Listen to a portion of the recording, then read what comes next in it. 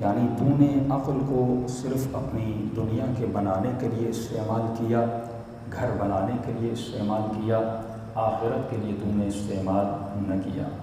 لیکن اگر تمہارے پاس عقل معاد ہوگی تو اس عقل کے ذریعے سے ایک کربلا بنا سکتا ہے، تو اس عقل کے ذریعے سے میثم تمار بن سکتا ہے، تو اسی عقل کے ذریعے سے حور بن سکتا ہے۔ لیکن اگر تم نے عقل کو استعمال نہ کیا، تم بھی اسی کربلا کا شکار ہو سکتا ہے۔ کربلا میں تجھے جسم ہی جسم ملیں گے، لیکن ان جسموں میں عقلیں مختلف ملیں گی۔ ایک وہ جسم ہے جس جسم پر حسین نام رکھا گیا، ایک وہ جسم ہے جس جسم پر علی اکبر نام رکھا گیا، دوسری طرف بھی جسم ہے لیکن اس کا نام یزید ہے، اس کا نام شمر ہے، اس کا نام ابن سعد ہے۔ فرق یہ تھا اس جسم میں بھی عقل تھی، اس جسم میں بھی عقل تھی۔ اس جسم کی عقل کامل تھی، اس جسم کی عقل ناقص تھی۔ اس کی نگاہ صرف دنیا پر تھی لیکن اس کی نگاہ آخرت پر تھی۔ یعنی مومن وہ ہوتا ہے جس کی نگاہ میں گہرائی زیادہ ہوتی ہے، وہ صرف اس نقطے کو نہیں دیکھتا بلکہ آخری نقطے کو دیکھتا ہے۔ یعنی کربلا تمہاری فکر کو بلند کرنے کے لیے آئی کہ ہاں دنیا اہم ہے، مال اہم ہے، اولاد اہم ہے، قبیلہ بھی اہم ہے، لیکن اے بندے کیا اس قبیلے سے محبت رب سے زیادہ ہے؟ کیا مال سے محبت خدا سے زیادہ ہے؟ کیا اولاد سے محبت خدا سے زیادہ ہے؟ قرآن کی آواز آتی ہے ہاں یہ بیوی زینت ہے، ہاں یہ اولاد بھی زینت ہے، یہ ساری چیزیں زینتیں ہیں، اور میں نے ہی ان کو زینت بنایا، میں نے ہی ان کو حسین بنایا تاکہ میں دیکھوں تو ان زینتوں کی طرف جاتا ہے یا اپنے رب کی طرف آتا ہے۔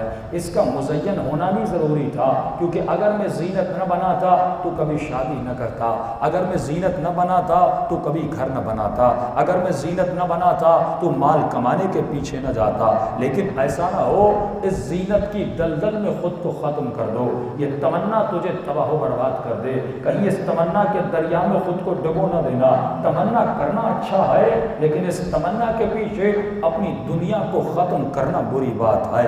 تمنا کرنا اچھا ہے، اچھا گھر بناؤ، اچھی سواری لو، اچھا لباس پہنو، اللہ کبھی منع نہیں کرتا، لیکن اس کو کثرت میں نہ لے جانا، کہیں اس کی کثرت میں ڈوب نہ جاؤ۔ گھر بناؤ اچھی بات ہے لیکن ایسا نہ ہو تو گھر ہی بناتا رہے، ایک گھر لیا پھر دوسرا گھر لیا پھر تیسرا گھر لیا، وہ گھر بنا جس میں تجھے رہنا ہے، ایسا گھر نہ بنانا جو تمہارے استعمال میں نہ ہو۔ اگر 400 گز کا گھر بناتا ہے بنا، لیکن اس طرح بنا کہ وہ 400 گز تیرے کام کے ہو۔ اگر 100 گز بھی فالتو پڑا رہا گویا تم نے اسراف کیا۔ کیا کبھی حیوانوں کو دیکھا کر، کچھ چیزیں حیوانوں سے سیکھا کر۔ تو چڑیا کو دیکھ، وہ بھی گھونسلہ بناتی ہے لیکن اتنا بناتی ہے جتنا اس کے استعمال کا ہوتا ہے۔ تو کھانا پینا سیکھ حیوانوں سے کہ حیوان کتنا کھاتے ہیں۔ حیوان کے ساتھ سامنے بھی کھانا آتا ہے لیکن حیوان اتنا کھاتا ہے جتنا اس کی ضرورت ہوتی ہے، باقی کھانے کو چھوڑ دیتا ہے۔ یعنی کام کر پر اپنی ضرورت کے مطابق، کما پر اپنی ضرورت کے مطابق، رزق کے پیچھے جا پر اپنی ضرورت کے مطابق۔ کہیں ایسا نہ ہو تو انبار کرتا جائے، تو ذخیرہ اندوزی کرتا جائے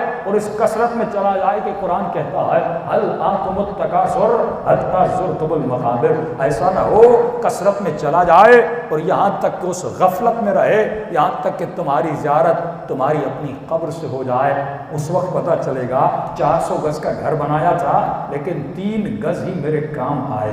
400 گز پہ بھی نگاہ رکھ لیکن 300 گز پہ بھی نگاہ رکھ۔ یہ نگاہ معاد ہے، یہ اخروی نگاہ ہے جس نگاہ کو تمہیں دیکھنا ہے، جس نگاہ کو حسین نے کربلا میں بیدار کیا۔ کچھ نشانیاں لشکر یزید کی ہیں، کچھ نشانیاں لشکر حسین کی ہیں۔ اب تجھے تلاش کرنا ہے تیرے وجود میں کون سی نشانی ہے، تیرے وجود میں کون سی صفات ہیں۔ اگر حسینی صفات ہے تو راستے پہ چل سکتا ہے، اگر یزیدی صفات ہے تو کبھی اس راستے پہ چل نہیں سکتا۔ میں نے کہا آج کی دنیا نے کون سا تصور دیا؟ لگژری لائف اسٹائل کا تصور دیا۔ یہ تصور سیلفشنس کا تصور ہے کہ مجھے اپنا گھر بنانا ہے چاہے دوسروں کے گھر گرانے پڑیں، مجھے اپنی حکومت کو بڑھانا ہے چاہے مجھے لاکھوں انسانوں کو مارنا پڑے، مجھے سپر پاور بننا ہے چاہے اس پاور کو بنانے میں مجھے کئی ملکوں کو تباہ کیوں نہ کرنا پڑے۔ یہ سیلفشنس کا تصور ہے۔ میرا گھر میرے بچے، میرا پیسہ، میرا مال، جہاں پہ بس تجھے میں نظر آتا ہے لیکن اس میں کو بنانے والا نظر نہیں آتا، تجھے بس اپنا جسم نظر آتا ہے لیکن جسم کو بنانے والا نظر نہیں آتا۔ یہ وہی تصور تھا جو سیلفشنس کا تصور تھا، جو خود خواہی کا تصور تھا، جو حب ذات کا تصور تھا۔ اب اہل بیت کون سا تصور دیتے ہیں؟ فرمایا شیطان بھی بیکار نہیں بیٹھا ہوا، وہ بھی اپنے نظام کو بنا رہا۔